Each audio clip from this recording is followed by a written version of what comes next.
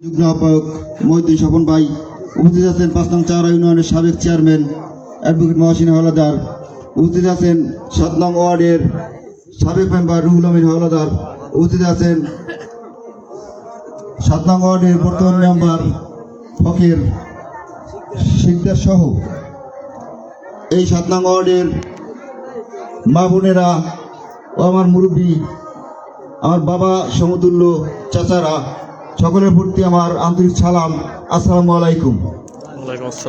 আজকে দীর্ঘ 17টি বছর পরে একটি উৎসবমুখর নির্বাচন আপনাদেরকে উপহার দিয়ে যাচ্ছে। তাই বিগত দিনে আপনারা কেউ ভোট দিতে পারেন নাই, যে ভোট দিচ্ছেন সে একবারে 300 করেও দিয়েছেন, আর যে দিতে পারেন নাই একটাও দিতে পারেন নাই, এবং ভোট দিতে যান নাই, ঠিক কিনা? তাই বিএনপি সরকারকে আপনারা ধানের শীষে ভোট দিবেন, এর কারণ কি?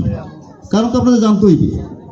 বিএনপিকে ভোট দেওয়ার কারণ হচ্ছে এই বিএনপি সরকার একটি জনমুখী সরকার, এবং এই বিএনপি সরকার এই যখন দেশ স্বাধীন হয়েছে ৭১ সালে, তখনও এই বিএনপি সরকারের প্রতিষ্ঠাতা, এই বিএনপির প্রতিষ্ঠাতা জিয়াউর রহমানের হাত ধরেই এই দেশ স্বাধীন হয়েছে, এটা আপনারা জানেন।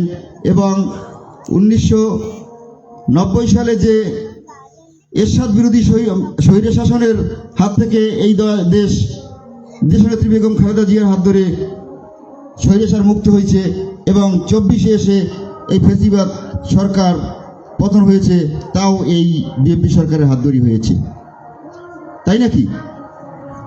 এবং আমরা আপনাদের কাছে এসেছি শুধু এই বিএনপি সরকারকে ভোট দেওয়ার জন্য। এবং আপনারা জানেন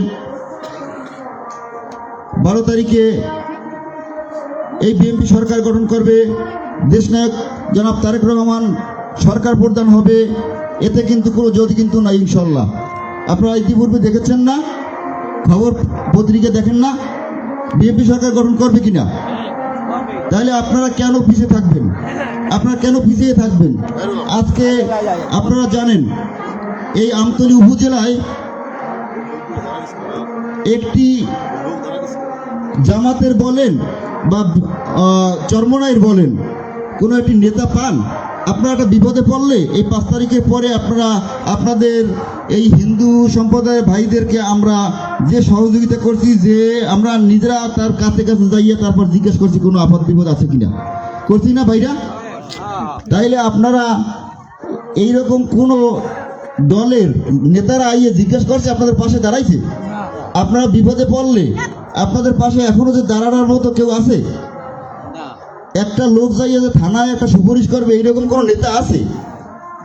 তাহলে আপনারা কেন এই অযথা এই চরমনার পাশে আসবেন, আবার এই জামাতের পাশে আসবেন? এখানে সরকার গঠন করবে বিএনপি, এবং আমাদের মনোনীয় প্রার্থী ধানের শীষের প্রার্থী নজরুল ইসলাম মোল্লা, তাকে যদি আমরা এই জায়গায় জয়যুক্ত করতে পারি, আপনাদের যে অসম্পূর্ণ কাজগুলো সেগুলো আমরা সম্পূর্ণ করতে পারবো। এবং নজরুল ইসলাম মোল্লা একটি ভালো মানুষ, উনি একজন পূর্বীর রাজনীতিবিদ।